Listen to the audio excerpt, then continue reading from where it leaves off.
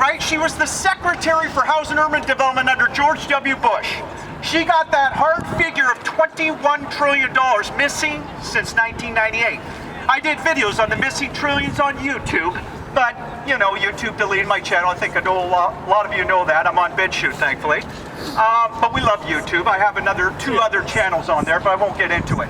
So it's transhumanism, everybody. The establishment, right? They want you like robots. Now, Catherine said, I hope you guys find this interesting if you didn't know it, because I didn't know it. They're using for transhumanism right now, and everybody can look up the definition tonight, and I can't wait to tell cops this. They're using the military. Listen, everybody, this is important. They're using the big tech guys, right? They're using, she didn't say CIA, but you better believe elements of the intelligence agencies are involved in this PSYOP, transhumanism, okay? We are human, my friends. We are all about humanity. We're not perfect, but we're expressing our love, our strength, and our peace, are we not? We're in this together. We're trying to unite people. We're trying to have global vigilance for victory and stop this tyranny. But this transhumanism, I almost got to laugh. It's so in your face, and Fitz knows this. She basically said as much. Again, they're using the big tech. They're using the military. They're using the central bankers. They're using the CIA. They're doing it all in a way, as she says, we cannot even connect it in our minds, right? Yeah. And when you talk about transhumanism, most people can't fathom it. But that's exactly what we're seeing. And in The Spectator yesterday, how many of you saw The Spectator, the cover yesterday? Anybody? Spectator. Nobody reads this stuff. Well, I bring it up because if you look at the cover, it was showing a little girl and the mother. Do you know where they were? Where were they? They were in their house, and what were they wearing? A mask. Exactly. Masked up. The cops need to hear it. The police officers, as I said in my speech in Hamilton, I was honored in front of you guys, right, and gals. I said the cops got to take off their masks. They could be the first ones globally. Cops, stop being RoboCops and take off your goddamn mask. Show your face. Healthy cops. We know this goes against all reason, logic, common sense. There's a lot of risks wearing masks, so that's why I thank you guys again, and ladies, for not wearing a mask. And if you want to wear a mask, there's a guy behind us. Fine, wear it, but don't support this transhumanism mandating a mask. And do you agree? Our kids should not be masked up. Is there any reason for children to be wearing masks? No. Right? And even no health reason. And Dr. Shiva did a Zoom call. I missed it. Several weeks ago, where he talked about the cellular, actually the oral health of masks and at the cellular level. And this guy's the best of the best. Again, a PhD from MIT, 4 degrees. So I wanted to talk about that. Now, following in the line of Mark on the amazing research he's done on vaccines, I talk about it a lot too. I'm not a hardcore researcher in the same breadth that he is, but I do research.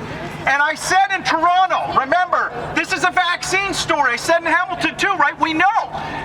It's all about vaccines because the only way Big Pharma can survive, did you know this? They've been losing money since the 1980s.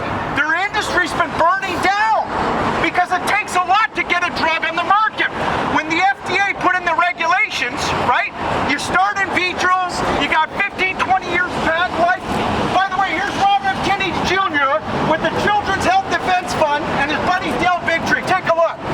The Children's Health Defense Fund, they got some of the best doctors, virologists in the world. They're doing amazing work. Let's stand behind Robert F. Kennedy Jr. and the Children's Health Defense Fund. Yes. Creating an institution to go against Big Pharma. And that's awesome. Yes. And let's stand behind Dr. Shiva. We're going to get both of them in Canada. Mark my words.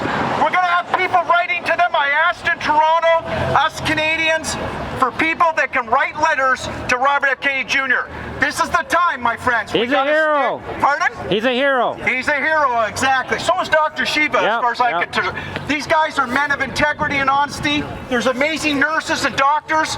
We've got to get them to stand up and unite. Not one nurse, not one doctor should have to be mandated to take an RNA, Bill Gates experimental vaccine, mRNA I right?